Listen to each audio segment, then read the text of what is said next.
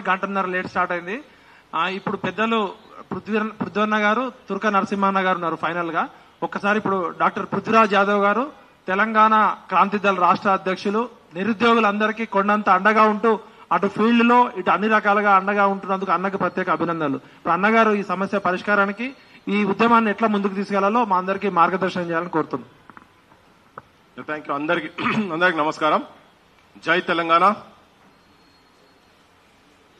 ఈ press conference ద్వారా తెలంగాణ సమాజానికి మొత్తం జనాలకు కొన్ని వాస్తవాలు తెలియజెప్పే ప్రయత్నం జరుగుతున్నది. గత 10-15 రోజుల నుంచి సోషల్ మీడియాలో ప్రత్యూష కావచ్చు, జనార్దన్ కావచ్చు, విఠల్ కావచ్చు, నేను కావచ్చు, ఇంకా కొంతమంది మేమేదైతే గ్రూప్ 1 కు సంబంధించినటువంటి అంశంలో రిజల్ట్స్ ఏదైతే డిక్లేర్ అయినాయో దానికి సంబంధించిన వాటి గురించి, దాని లోపల ఎంత మోసం జరిగింది, ఎంత కుట్రలు చేసిండ్రు, దగాలు చేసిండ్రు, దారుణాలకు తెగబడ్డరో ఇవన్నీ సమాజం ముందు ఉంచేటువంటి ప్రయత్నం చేస్తా ఉన్నాం. ఇవన్నీ కోర్టులోకి ఈ ఇష్యూస్ అన్ని అంటే ఎట్లా దుర్మార్గాలు ఎట్లెట్లా చేసిండ్రు, మోసం ఎట్లెట్లా చేసిండ్రు అనే దానికి అనౌన్స్ చేసేటప్పుడేమో 100 మార్కులు హైయెస్ట్ అని చెప్పి అనౌన్స్ చేస్తుంది టీజీపీఎస్సీ. కానీ ఒక ఆస్పిరెంట్ కు పరీక్ష రాసినటువంటి పిల్లగానికి తెలంగాణ ఉద్యమానికి సంబంధించినటువంటి దాంట్లో 122 మార్కులని ఆయనకేమో మార్క్ షీట్లు వస్తుంది. కానీ వాళ్ళు అనౌన్స్ చేసిన 100 అని. ఈయన పోతాడు, ఆడికి పోతాడు, పిల్లగాడు పోతాడు, ఆడ పోయి అరే ఇదేంది మీరు గిట్ల అనౌన్స్ చేసిరు, నాకు ఇన్ని మార్కులు వచ్చినాగానే ఆ పిల్లని అక్కడిదక్కడ కూర్చోబెట్టిండ్రు, బెదిరించిండ్రు, భయపట్టించిండ్రు, మత్పరిచిండ్రు. నా దగ్గర వీడియో కూడా ఉన్నది, ఏమేం జరిగిందో అంతా వీడియో కూడా ఉన్నది. వాళ్ళు ఆ పిల్లగాడు చెప్పిందే వీడియో ఉన్నది. ఏమైంది తెలియదు, 10 నిమిషాల తర్వాత చూస్తే ఆ డేటాబేస్ అందులో ఉండదు. జనార్దన్ చెప్పింది ఇంతకుముందు కేసులు పెట్టాలని కనుక ఉండేది ఉంటే మొత్తం టీఎస్పీఎస్సీ సహా ముఖ్యమంత్రిని కూడా బొక్కల వరేసేంత సామాను ఉన్నది ఇంట్లో మొత్తం, ఈ కాగితాలలో మొత్తం వాళ్ళు పెట్టింది అట్లా అన్నిట్లల్లో. ఎక్కడన్నా ఈ భూమి మీద ఏ పరీక్షనన్నా పక్కకున్నోళ్ళు ముందు వెనుక ఉన్నోళ్లకు 100 మందికి ఒకటే మార్కులు వస్తాయా? 0.5%, 0.5 ఒక మార్క్ ఎట్లా వస్తాయా? ఏదో పూటుపుటాన్ని జరగకపోతే తెలుగు మీడియం ఉన్నది.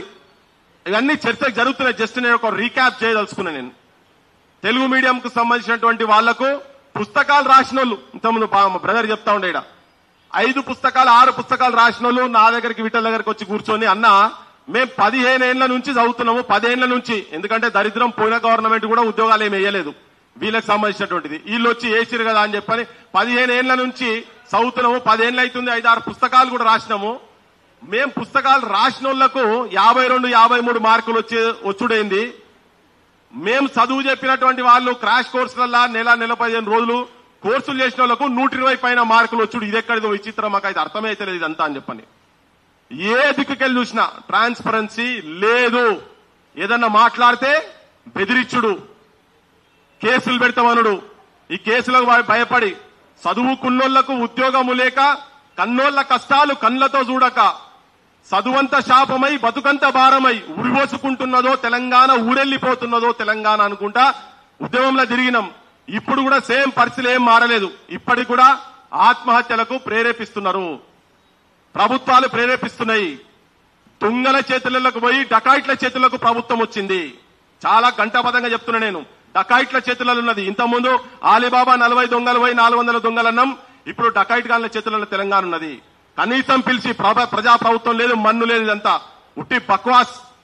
డకాయిట్ గాళ్ళలో వాళ్ళ చేతులు ఉన్నది కాబట్టే కనీసం వీళ్ళైనా మాట్లాడితే ఒత్తిడి చేసుడు, ఇళ్లకు పోలీసులను పంపుడు, ఎంక్వైరీలు చేసుడు, తల్లిదండ్రులను భయపెట్టించుడు, ఊర్లలో సర్పంచ్లను పెద్ద మనుషులను తీసుకుపోయి మీ పోరానికి ఇది అవసరమా, నీ ఇంట్లో మొట్టమొదటిసారి చదువుతున్నాడు, నీ ఇంటి దీపము, రేపు పొద్దుగాల పోయి బొక్కల వారేసి కేసులలో పెట్టి లోపటేస్తే నీ భవిష్యత్తు, నీ కొడుకు భవిష్యత్తు, నీ కుటుంబం భవిష్యత్తు మొత్తం నాశనం అయితే బెదిరిస్తున్నారు.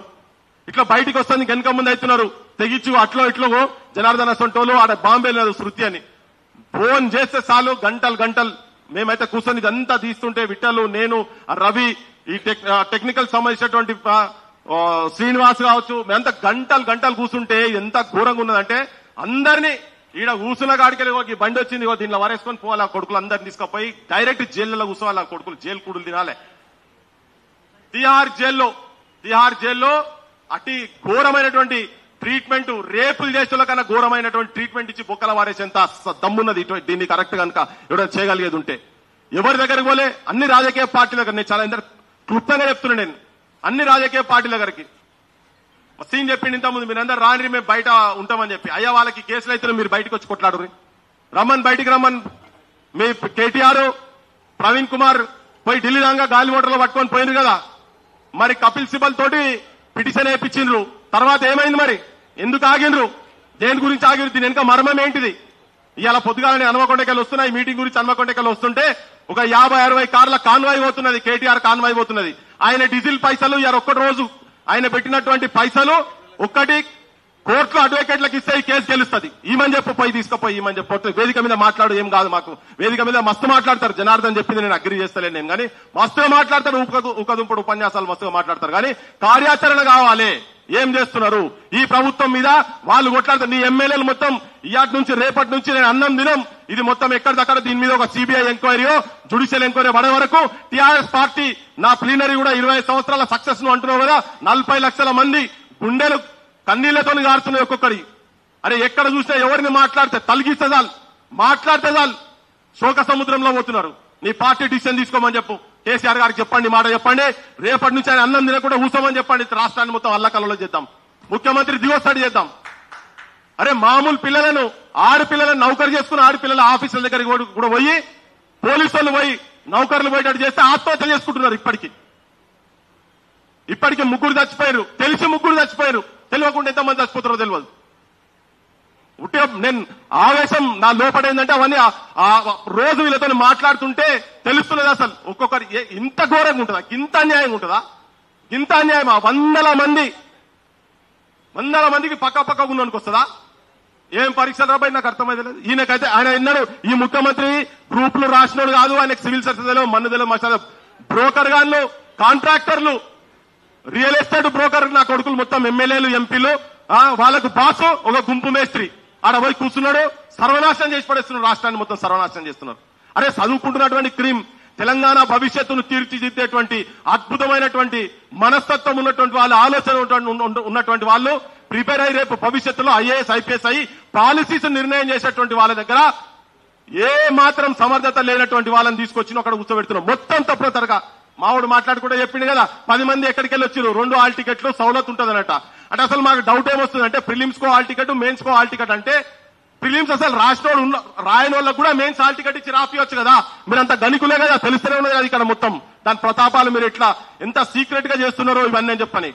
నిజంగా చదువుకునేటోళ్ళు సీన్ మాట్లాడుకుంటూ చెప్పిండు, కడుపు అలా పెట్టుకుంటా కష్టపడుకుంటా ఫీజులకు ఇబ్బంది అవ్వకుండా చేస్తున్నట్టు కదా. మీ పార్టీ దగ్గర బొచ్చలు 1000 రూపాయలు ఉన్నాయి, 1000 కోట్ల రూపాయలు ఉన్నాయి కదా. ఈ పడై ఒక 10 కోట్లు పడేసేయండి. కపిల్ సిబల్ కపిల్ సిబల్ అయ్యేసరి చెప్పాలి. బీజేపీ చెప్తున్నా, నేను పైసా అని నువ్వు మాట్లాడడం అయిపోయింది. నువ్వు మాట్లాడే గవర్నమెంట్ మాట మీ మీద మాట్లాడతాం. మీ బాధ్యత కూడా ఉన్నది, మీరు కూడా అవును. మీరు ఎందుకు వెనక పోయినరు? మీ పార్టీ ఎందుకు వెనకకు పోయింది? నీ పార్టీ ఎందుకు వెనక పోయింది? ఎక్కడ పోయినరు? ప్రభుత్వం మీద మాట్లాడతాం, మీ మీద మాట్లాడతాం. రేవంత్ మీద రేవంత్ డకైట్ అని మాట్లాడినాం. రేవంత్ బరాబర్ మాట్లాడు, నువ్వు ఎవరు చెప్పడానికి బరాబర్ మాట్లాడతాం. నువ్వు ఎక్కడ పోయినా, మీరు ఎక్కడ పోయినరు? మేము మాట్లాడుతున్నాం. నువ్వు పోయి ఏం చెప్పాలో అక్కడ మేము మాట్లాడుతున్నాం. మీరు అక్కడ ప్రభుత్వం మీద అన్ని మాట్లాడతాం. మీరు వచ్చింది కదా, మీరు కొస్తేలేదాకా ప్రభుత్వం మీ మీద కూడా మాట్లాడతాం. ప్రభుత్వం మీద అన్ని రాజకీయ బీజేపీ మీద కూడా మాట్లాడతాం. తీసుకో రేపు పొద్దుగాలవో తీసుకో. అరే నువ్వు కొట్లాడే నీ ప్రవళిక ఎట్లా చచ్చిపోయింది? ప్రవళిక ఎట్లా చచ్చిపోయింది? నువ్వు తీసుకుపోయి 7 గంటల లోపల దానం చేసిన మీ ప్రభుత్వంలో అందరు డైవర్ట్ కాదు, అందుకే పోయింది మీ ప్రభుత్వం. నువ్వు ఇట్లా మాట్లాడితే నువ్వు డైవర్ట్ కాదు. నువ్వు మైక్ ఉంచుకోదు, నేను కడుపు గాలి మాట్లాడుతున్నాం ఇక్కడ. నువ్వు కాదు నడవదు. బరాబర్ అన్ని పార్టీల గురించి మాట్లాడతాం. నువ్వు నాకు చెప్తా అందరి గురించి మాట్లాడతాం. ఎవరెవరు రంగులేమున్నాయో బీజేపీ గురించి మాట్లాడతాం. నేను కాంగ్రెస్ వాళ్ళు డకాయిట్లని బరాబర్ మాట్లాడతాం. నువ్వు చెప్పుడు కాదబ్బా, నువ్వు చెప్తేంది ప్రజాస్వామ్యం అట్లా కాదు. అదే మాట్లాడుతున్నా, నిరుద్యోగుల పక్షాలే మాట్లాడుతున్నాం. అందుకనే చెప్తున్నా, మీరు ఎందుకు లీగల్ గా ఎందుకు వెనకపోయినరు? ఎందుకు వెనకపోయినరు? మీ కేటీఆర్ ఢిల్లీ దాకా పోయింది కదా, ఎందుకు వెనకపోయినరు? కొట్టాడు, అదే చెప్తున్నాం. అందుకే చెప్తున్నాం, కొట్టాడమని చెప్తున్నాం. బరాబర్ ప్రజాస్వామ్యం.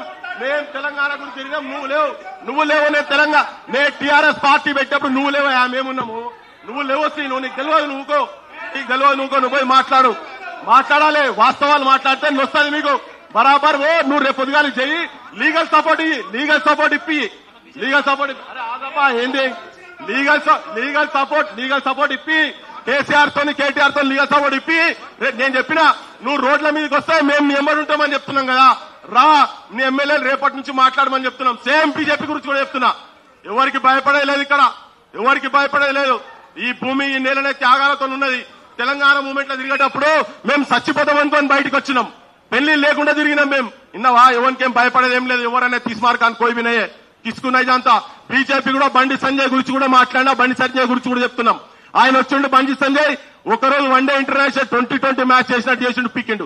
వాళ్ళకు సంబంధించిన పార్టీకి సంబంధించిన ఒకటి ఎమ్మెల్యే వకీల్ సాబట అందరినీ కూర్చోబెడతాడు, క్యాండిడేట్లందరినీ కూర్చోబెట్టి సెల్లు బంద్ చేయించి చెప్తాడు ఆయనే, అయ్యా మీరు కోట్లను అమ్ముడు పోయినాయి, రేవంత్ రెడ్డి మొత్తము జడ్జిలను మొత్తం కొని పడేసిండు, మీతో ఏం కాదు, మీరు సపరేట్ అవ్వకూడదు అని చెప్తున్నాడు. ఒక పార్లమెంట్ మెంబర్ ఆయన పోయి ఢిల్లీలో పోయి లీగల్ సపోర్ట్ ఇవ్వాల్సినటువంటి వ్యక్తి.